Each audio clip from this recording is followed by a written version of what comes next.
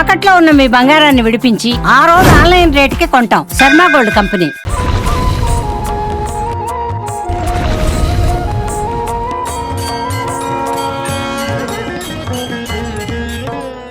నమస్తే సుమన్ టీవీ ప్రేక్షకులందరికీ వందేళ్ల ఆలయం సనాతన వైభవానికి స్వాగతం. Sponsored by Sharma gold company.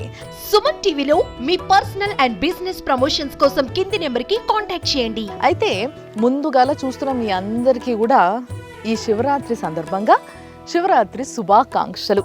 మరి ఈ పండగ మీ అందరికీ ఎంతో మంచి చేయాలని మనస్ఫూర్తి కోరుకుంటూ మీ అందరికీ ఈరోజు ఆ శివుణ్ణి చూపిద్దామని చెప్పి నేను ఒక జాగాలకు వచ్చిన. అంటే బేసిక్గా మనకి ఈ చుట్టుపక్కల ఎన్ని శివాలయాలు ఉన్నా కానీ, ఎంత వైభవం ఉన్న గుళ్ళు ఉన్నప్పటికీ ప్రతి ఒక్కరు అంటే చాలా వరకు ఇట్లా వేస్తే ఇసుక రాలనంత మంది ఏడికి వస్తారో మీ అందరికీ తెలుసు కదా. అంటే మనకు హైదరాబాద్కి దగ్గర ఉన్నది కీసరగుట్ట కాబట్టి ఆ శ్రీ రామలింగేశ్వర స్వామిని దర్శనం చేసుకునేటందుకు కీసరగుట్టకి ఎంతోమంది వస్తూ ఉంటారు ఈరోజు. అందుకోసమే నేను కూడా ఇక్కడికి వచ్చి ఇక్కడ ఏర్పాట్లు ఎట్లున్నాయి, మరి ఆ శివుడి వైభవం ఏంది, అసలు పూజలు ఎట్లా జరుగుతున్నాయి, ఏం కథ, ఇక్కడ స్టోరీ అంతా కూడా. అంటే చాలామందికి కీసరగుట్ట అనగానే చిన్న ఉన్నప్పటి నుంచి కూడా కీసరగుట్ట పోదాము అనగానే రెడీ అయిపోతుండే తప్పితే కీసరగుట్ట ఎట్లా వెలిసింది, దీని స్టోరీ ఏంది, ఆ చరిత్ర ఏంది, ఇదంతా తెలియదు కదా. సో అదంతా కూడా నేను ఇప్పుడు చెప్పబోతున్నాను అనమాట. సో ముందు ఆ రామలింగేశ్వర స్వామిని దర్శనం చేసుకుందాము, పైకి పోదాము, ఎట్లెట్లా డెవలప్ అయింది ఈ మధ్య కీసరగుట్ట రానోళ్ళకి అందరి కోసం చూపిస్తా నేను. చూడండి మరి. నమ శివాయ నమ శివాయ నమ శివాయ ఓం సదా శివాయ సదా శివాయ సదా శివాయ ఓం మహేశ్వరాయ మహేశ్వరాయ మహేశ్వరాయ ఓం హరోం హరాయ హరోం హరాయ హరోం హరాయ ఓం.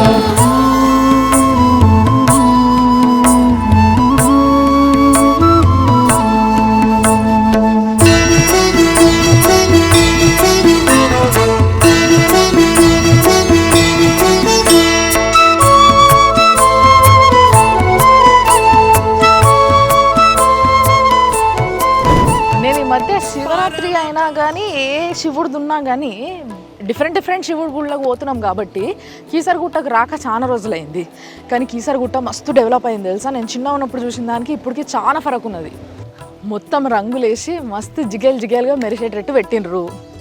మళ్ళా ఇంకోటి ఏంటంటే ఇంతకుముందు ఇట్లా కిందికెళ్ళి మెట్లు లేకుండే, కానీ ఇప్పుడు భక్తుల కోసం కింది నుంచే దర్శనానికి పెద్ద దారులు, అంటే పెద్ద లైన్లు. సో ఆ లైన్లలో నిలబడి అసలు గింత కూడా మెస్లనియకుండా జాగానే ఉండదు, అట్లుంటుంది అన్నట్టు.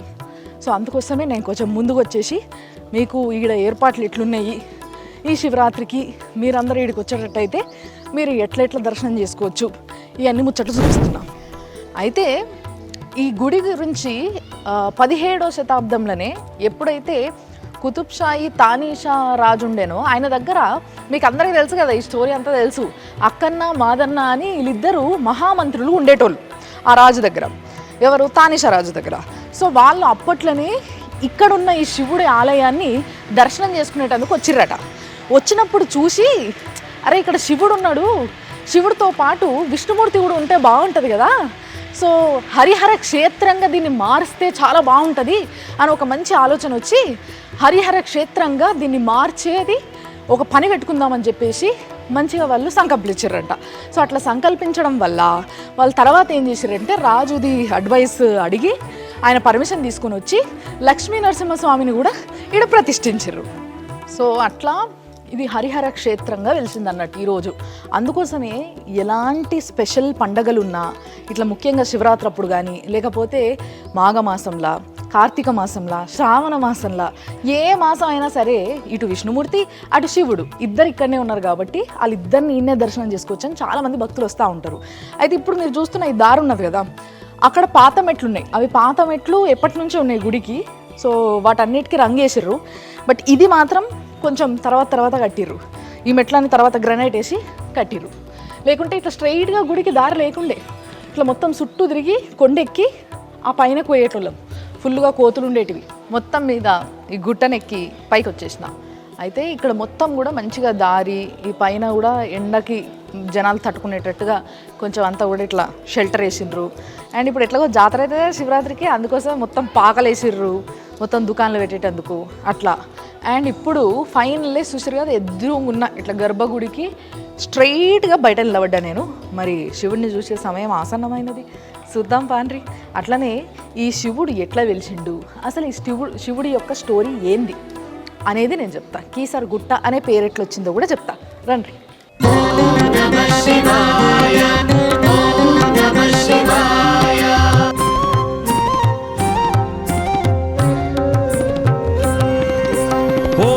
శంకర అరుణ శివ భస్మాంగధర అరుణ శివ త్రినేత్రమూర్తి అరుణ శివ త్రిశూలధారి అరుణ శివ అరుణ శివ కరుణ శివ అరుణాచల శివ కరుణ శివ అరుణాచల శ్రీ కరుణ శివ అరుణాచల శివ కరుణ శివ.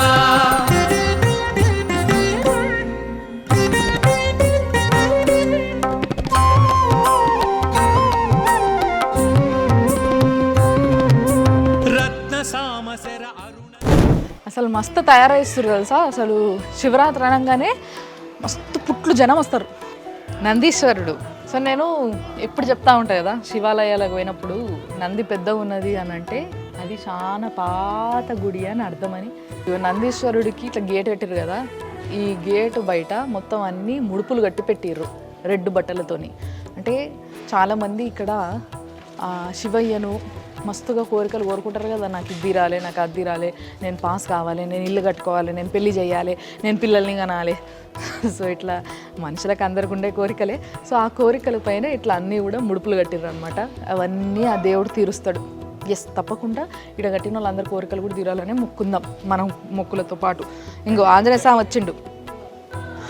నందీశ్వరుడికి ముందు ఈడ ధ్వజస్తంభం ఉంది. ఇగో ఇది ఎందుకు కట్టిరు మీకు తెలుసు కదా, మనం కార్తీక మాసంలో వచ్చినప్పుడు ఒత్తులు కాల్చుకోవచ్చు ఇక్కడ మంచిగా. ధ్వజస్తంభం దగ్గర ఒకటి పెద్ద లింగము, ఒకటి చిన్న శివయ్య లింగము పెట్టినరు. అంటే ఇక్కడ ప్రతిష్ఠించిండ్రు, భక్తులు ప్రతిష్ఠించినట్టున్నారు, లేదా ఎవరన్నా ఇట్లనే గుడి వాళ్ళు ప్రతిష్ఠించుంటారు. కానీ మీకు అందరూ తెలుసు కదా, శివుడి క్షేత్రం అంటే ఇక్కడ క్షేత్రపాలకుడు లెక్క కంపల్సరీ కాలభైరవ స్వామి, వీరభద్ర స్వామి ఉంటారు కదా. సో ఇక్కడ కాలభైరవ స్వామి ఉన్నాడు, వెరీ పవర్ఫుల్. త్రిదళం త్రిగుణాకారం త్రినేత్రం చ త్రియాయుధం త్రిజన్మ పాప సంహారం ఏకబిల్వం శివార్పణం త్రిశాకైర్బిల్వపత్రైశ్చ అశ్చిద్దై కోమలై శుభైః శివపూజాం కరిష్యామి ఏకబిల్వం శివార్పణం అఖండ బిల్వపత్రేణ పూజితే నందికేశ్వరే శుద్ధ్యంతి సర్వ పాపేభ్యః ఏకబిల్వం శివార్పణం. ఫైనల్లీ గుడి లోపలికి వచ్చేసిన. ఇక్కడనేమో వినాయకుడు పైన, వినాయకుడికి ఇటేమో కుమారస్వామి, అంటే అంతే కదా, ఆ శివయ్య పిల్లలు ఇద్దరు అటొకలు ఇటొకలు ఉన్నారు. అండ్ మధ్యలో ఇక్కడ స్పెషాలిటీ మీరు చూడాల్సింది ఒకటి ఏంటిది అని అంటే, సో ఇప్పుడు ఈ మధ్యలో చూస్తారు కదా, ఇది స్పెషల్ అన్నట్టు. ఎందుకు అని అంటే, ఇప్పుడు మనము శివాలయంకి వచ్చినప్పుడు మనకి మామూలుగా శివుడు ఉంటాడు, అదే ఒకవేళ రాముడి గుడికి వస్తే రాముడు ఉంటాడు. కానీ ఇక్కడ శివుడు, రాముడు, ఆంజనేయ స్వామి, సీతమ్మ వీళ్ళందరూ ఉన్నారు అని అంటే ఆల్మోస్ట్ ఈ ఒక్క బొమ్మ స్టోరీ మొత్తం చెప్తుంది మనకి. ఇగో ఇడ రథం ఉన్న చూపిస్తారా అండి. మామూలుగా మనం ఏ గుడికన్నా పోతే రథం మనకి కలర్లు కనబడుతుంది, ఇక్కడ మాత్రం మంచిగా అసలు ఈ ఏమంటారు, ఈ కార్వింగ్ బాగుంది. సో దీంతో పాటు మామూలుగా శివయ్య కదా, మరి నంది మీద కదా ఆయన పోయేది, ఆయన సవారీ అంతా నంది మీద కాబట్టి ఈ నంది పైన ఉత్సవ విగ్రహాలను బ్రహ్మోత్సవాలప్పుడు మొత్తం ఈ రథం అంతా తిప్పుతారు అన్నట్టు.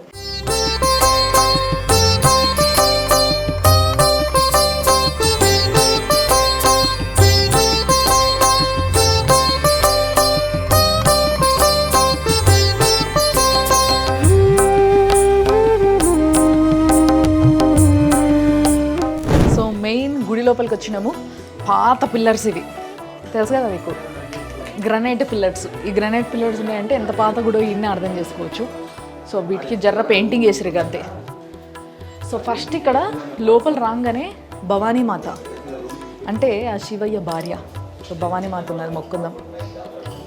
కొంచెం ముందుకు రాగానే ఆ గర్భగుడికి బయట జస్ట్ లెఫ్ట్ సైడ్లో వినాయకుడు ఉన్నాడు, పెద్ద ఉన్నది వినాయకుడు విగ్రహం కూడా. ఆయన ఆంజనేయ స్వామి కూడా ఉన్నాడు.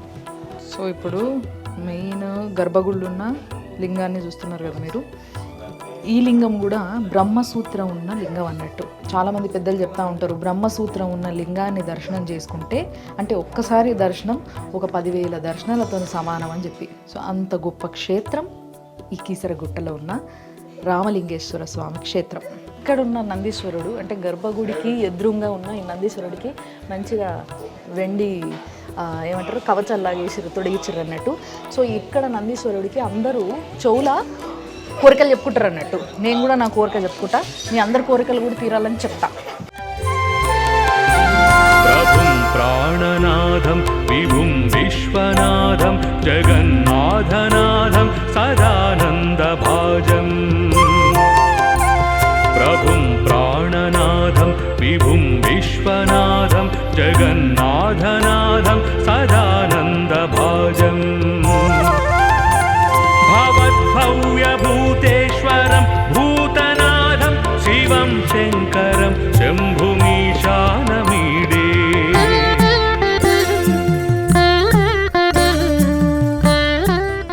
సో గర్భగుడికి బయట పెద్ద విగ్రహము కుమారస్వామిది.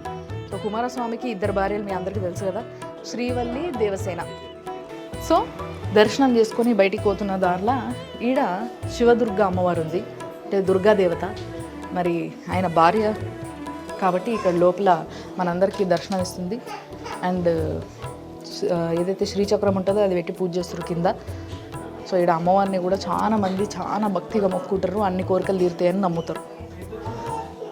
మరి కీసరగుట్ట ఆ శివయ్యకు ముఖ్యంగా దగ్గరుండి ప్రతిరోజు అన్ని పూజలు చేసే ప్రధాన అర్చకులు అంటే మెయిన్ పంతులు అన్నట్టు. మరి ఆయన్నే రవిశర్మ గారు నా ముందున్నారు. నమస్తే సార్, బాగున్నారా? ఆ శివయ్య పూజలు చేసుకుంటా మంచిగా చల్లగా ఉంటారు ఇల్లు.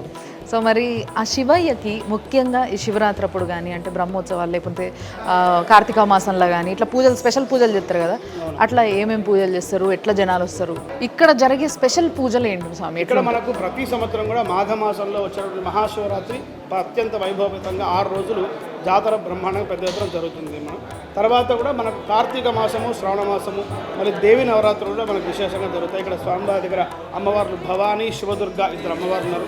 సుబ్రహ్మణ్యేశ్వర స్వామి, వినాయకుడు ఇలాంటి దేవతలను ఉన్నారు. ఇక్కడ విశేషం అంటే మనకు మహాశివరాత్రి పర్వదినంలో వస్తుంది మాఘమాసంలో. రేపు 8వ తారీఖు మనకు శుక్రవారం రోజు వస్తుంది.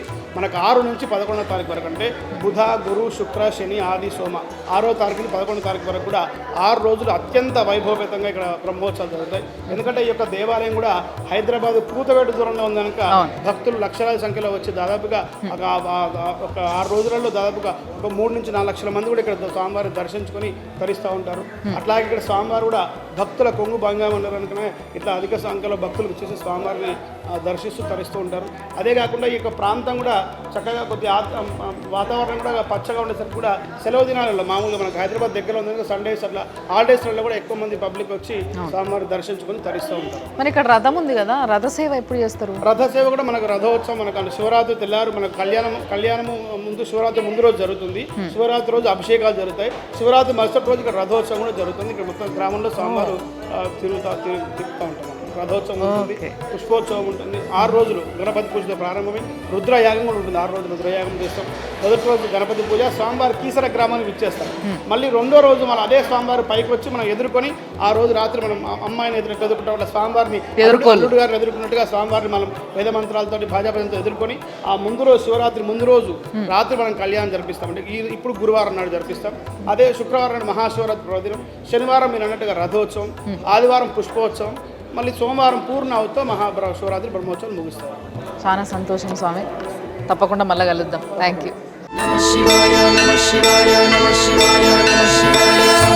సాంబ శివ సుందరాయ నమః, సాంబ శివ సద్గుణాయ నమః, సాంబ శివ నిర్మలాయ నమః, సాంబ శివ ఆత్మరూప నమః, సాంబ శివ సకల లోక శరణ, సాంబ శివ సర్వ పాప.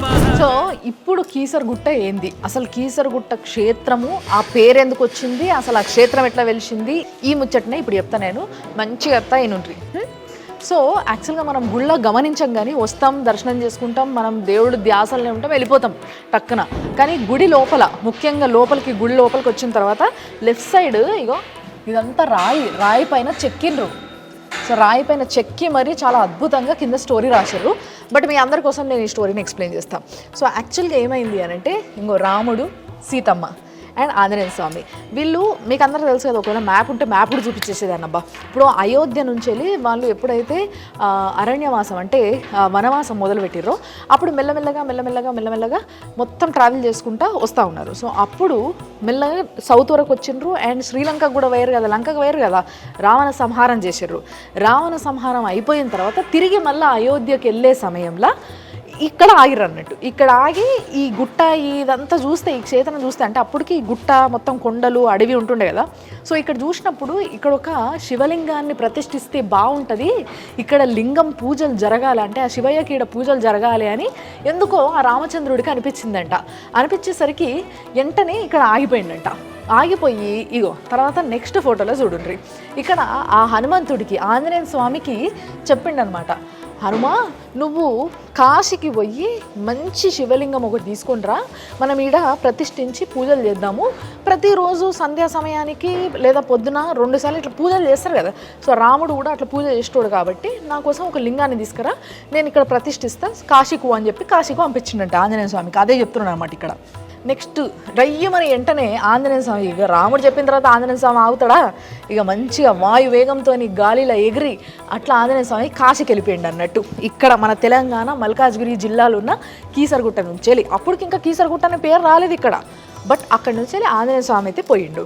తర్వాత ఆంజనేయ స్వామి పోయిన తర్వాత ఇగో ఇది కాశీనగరం, మీకు తెలుసు కదా కాశీలో గిట్టనే ఉంటాయి గుళ్ళు గోపురాలు. సో ఇది కాశీనగరం అన్నట్టు. సో కాశీలో మొత్తం ఇట్లా చాలా లింగాలు కనబడ్డాయి. అరే గిన్ని లింగాలు ఉన్నాయి, ఈ లింగంలో మరి ఏ లింగం స్వామికి నచ్చుతుందో, ఏ లింగం కోసం అని నన్ను పంపించిండో అన్న ఒక కన్ఫ్యూజన్తో ఏం చేయాలని అర్థం కాక వెంటనే ఆంజనేయ స్వామి ఇక్కడ కనిపించిన 101 లింగాలను అట్లా అని ఎత్తుకొని తీసుకొని వచ్చేసిండట. బట్ అంతలోపు ఏం జరిగిందో ఆ స్టోరీ ఇక్కడ ఉంది. ఏంది అని అంటే, ఇప్పుడు సంధ్యావందనం చేసుకోవాలంటే సాయంత్రం టైంకి పూజ చేయాలి. సో ఎప్పుడైతే సూర్యుడు అస్తమిస్తాడో అంతలోపు పూజ చేసేయాలనేది ఒక రూల్ ఉంటుంది. సో ఆ రూల్ ప్రకారము పూజ చేద్దామంటే హనుమంతుడేమో ఇంకా వస్తలేడు, ఆ కన్ఫ్యూజన్లో అక్కడనే కొట్టుమిట్టాడుతున్నాడు.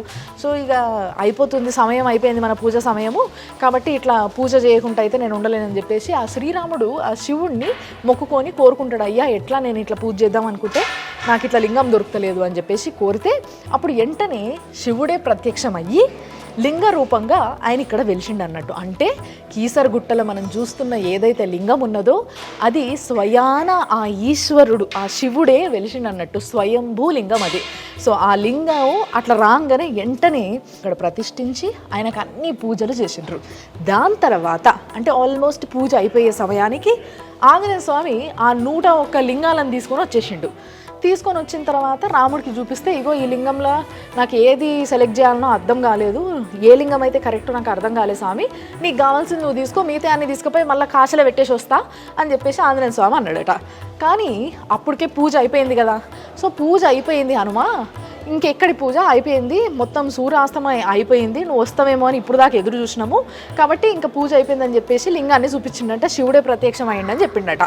కానీ పాపం ఆంజనేయ స్వామి కోపం వచ్చి నేను ఎన్ని లింగాలు తీసుకొస్తే నా స్వామికి ఒక్క లింగం కూడా పూజకి పనికి రాకుండా అయిందా అని చెప్పేసి కోపంలో ఇగో తోకతోని ఇట్లా అన్ని లింగాలను సుట్టేసి ఇసిరిగొట్టిండు అన్నట్టు. అంటే అందరికి అనిపిస్తుండొచ్చు, అదేంది ఆంజనేయ స్వామి శివుడిని అట్లా ఇసురు కొడతాడా అని.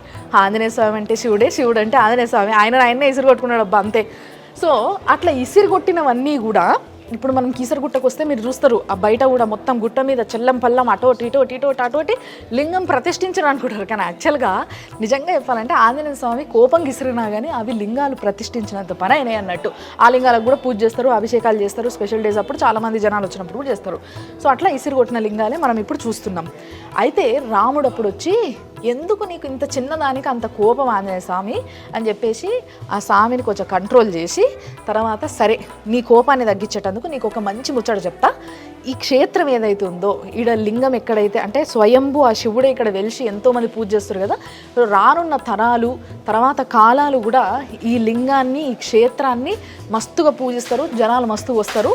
అప్పుడు ఈ క్షేత్రాన్ని జనాలు కేసరి గిరి అని పిలుస్తారు. అంటే కేసరి అంటే తెలుసు కదా మీ అందరికీ, ఆంజనేయ స్వామి ఇంకో పేరు కేసరి పుత్రుడు అంటారు కదా.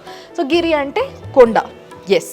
సో కేసరిగిరి అనే పేరు అట్లా వచ్చింది. కానీ వాడుక భాషలు రానున్న రోజులలో మెల్లమెల్లగా అది కీసర గుట్ట అయిపోయింది అన్నట్టు మనకి తగ్గట్టుగా చెప్పుకున్నాం. దాని తర్వాత ఆయన కోపం సల్లారి ఆ శివుడిని ఇట్లా మొక్కి, సో ఆయన కూడా శివుడి దర్శనం చేసుకొని ఇక్కడి నుంచి అయోధ్యకి బయలుదేరిండ్రు రాముడు, సీత అండ్ ఆంజనేయ స్వామి కూడా. సో అది ముచ్చట. అందుకోసమే ఇక్కడున్న ఆ లింగం పైన బ్రహ్మసూత్రం కూడా ఉంది. సో మీ అందరికీ ఈ లింగాన్ని దర్శనం చేసుకోవాలంటే ప్రతి ఒక్కరికి ఎంతో అదృష్టం ఉంటే తప్పితే ఈ క్షేత్రానికి రారు. కాబట్టి ప్రతి ఒక్కరూ ఈ శివరాత్రి అయినా శివరాత్రి తర్వాత అయినా సరే, ఎందుకంటే శివరాత్రికి మస్తుగా జనాలు ఉంటారు, శివరాత్రి తర్వాత అయినా సరే మీరు అందరూ వచ్చి తప్పకుండా కీసరగుట్టలున్న అదే కేసరిగిరిలున్న ఈ శివయ్యను దర్శనం చేసుకోవాలని నేను కూడా మనస్ఫూర్తిగా కోరుకుంటున్నా. ఆ శివయ్య ఆశీస్సులు అందరి మీద మస్తుగా ఉండాలని మనస్ఫూర్తిగా కోరుకుంటున్నా.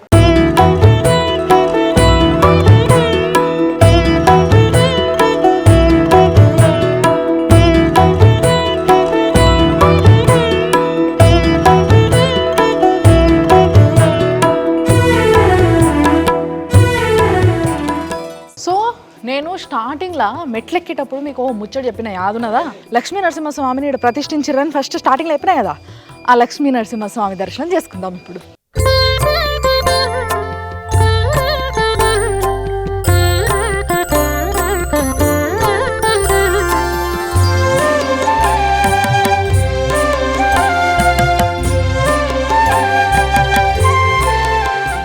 ఇక్కడ లక్ష్మీ నరసింహస్వామి ఉన్నాడు, లక్ష్మీ సమేత నరసింహస్వామి. ఇక్కడ శివ పంచాయతనము. శివ పంచాయతనం అంటే 5 ఉంటారు. అంబికాదేవి, విష్ణుమూర్తి, సూర్యభగవానుడు, విఘ్నేశ్వరుడు. ఓకే, అంటే స్పెషాలిటీ ఏంది ఇక్కడ? స్పెషాలిటీ అంటే శివ పంచాయతనం అంటే పంచాయతనం అనేది 5 ఉంటే పంచాయతనం అంటారు. దాంట్లో శివుడు మధ్యలో ఉంది కాబట్టి శివ పంచాయతనం. విష్ణుమూర్తి మధ్యలో ఉంటే విష్ణు పంచాయతనం ఉంది. అమ్మవారి మధ్యలో ఉంటే లలిత పంచాయతనం ఉంది. పంచాయతనం అంటే సకల కోటి దేవతలు మొత్తం ఇక్కడ ఉంటారు. ఓకే, ఇప్పుడు ఇటు సైడ్ గంధం పెట్టిన సైడ్ ఏమో అమ్మవారు ఉంటుందంట, అంటే లింగం కడిగిన తర్వాత కూడా వైట్ కలర్లో ఉంటుంది. ఇటు ఏటైతే విభూది పెట్టిర్రో ఆ విభూది సైడు ఆ శివుడు ఉంటాడు అన్నట్టు, అంటే అది బ్లాక్ ఉంటుంది అన్నట్టు. లింగం సగం హాఫ్ అన్నట్టు ఇట్లా బ్లాక్ అండ్ వైట్ ఉంటుంది మొత్తము. ఇప్పుడు ఆడ కనిపిస్తున్న ఆ బొట్టు, ఆ విభూది, గంధము రెండు మొత్తం కడిగేసిన తర్వాత కూడా గిట్లా ఇది అమ్మవారు అన్నట్టు, అందుకోసమే తెల్లగా ఉన్నది. ఇటు అయ్యవారు అన్నట్టు నల్లగా ఉన్నాడు, అర్ధనారీశ్వరులు. సో ఇక్కడ రాముడు, సీత, లక్ష్మణుడు, ఎదురుగా ఆంజనేయ స్వామి, అంతే కదా. రామలింగేశ్వర స్వామి దేవాలయం ఈరోజు ఈడికి వచ్చి మనం మొక్కుంటున్నాము. ఆ శివుణ్ణే అడిగి పిలిచి ఈడ ప్రతిష్ఠించిండు అని అంటే ఆ రామచంద్రుడే కదా. మరి ఆయనను కూడా ఇక్కడ మనం పూజించాలి కదా, అందుకోసమే ఆయనను కూడా ఇక్కడ ప్రతిష్ఠించారు.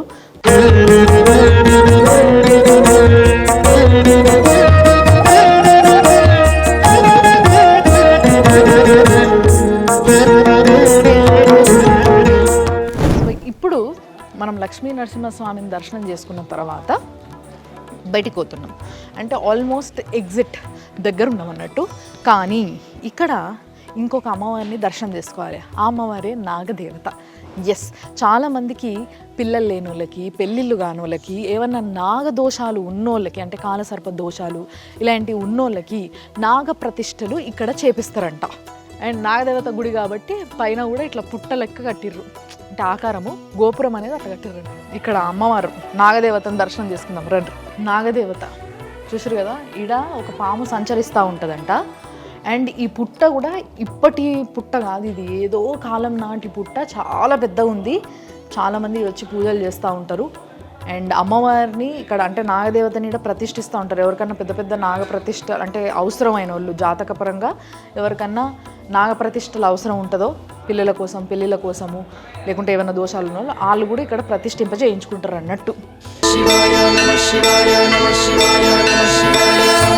సాంబ శివ సుందరాయ నమః, సాంబ శివ సద్గుణాయ నమః, సాంబ శివ నిర్మలాయ నమః, సాంబ శివ ఆత్మరూప నమః, సాంబ శివ సకల లోక శరణ, సాంబ శివ సర్వ పాపహరణ.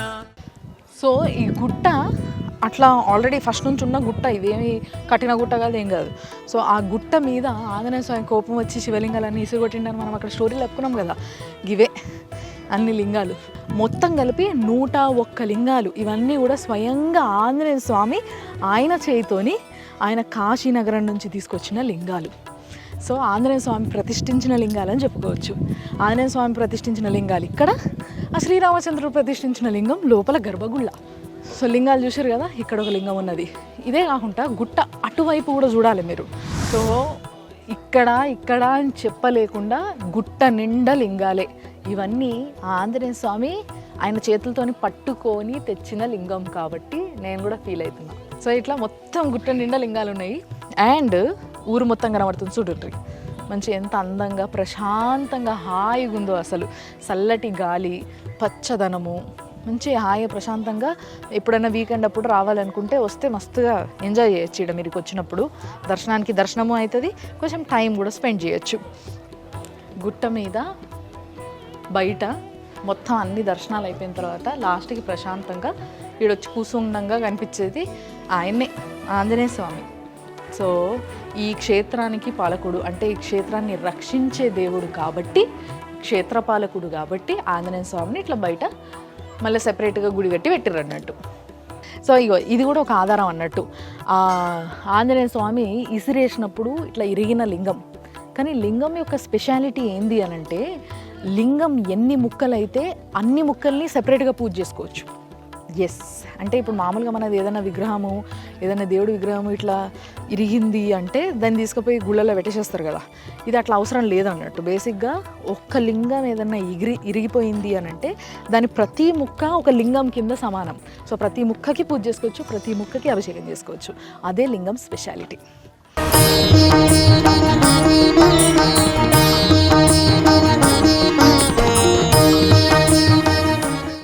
దగ్గర దగ్గర 50 ఫీట్లకు పైనే ఉంటుంది ఈ విగ్రహము ఆంజనేయ స్వామి. సో అంటే కీసరగుట్టకి కొంచెం దూరం నుంచే ఈ విగ్రహం కనబడుతుంది అన్నట్టు. మెయిన్ క్షేత్రపాలకుడు ఈడనే. సో ఈయన వల్లనే ఈ గుట్ట పైన ఇన్ని లింగాలను దర్శించుకుంటున్నాం మనము.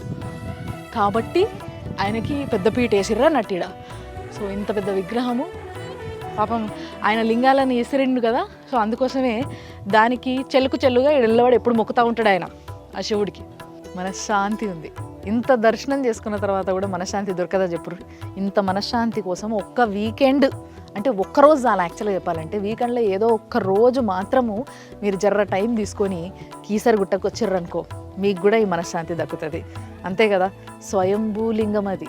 ఆ శివుడే స్వయాన రామచంద్రుడికి ఇంకో నేను ఇక్కడ ఉన్నా నన్ను పూజించు అని చెప్పేసి ప్రతిష్ఠించమని చెప్పి ఎదురయ్యి ఈయన మన కోసం వెలిసిండు.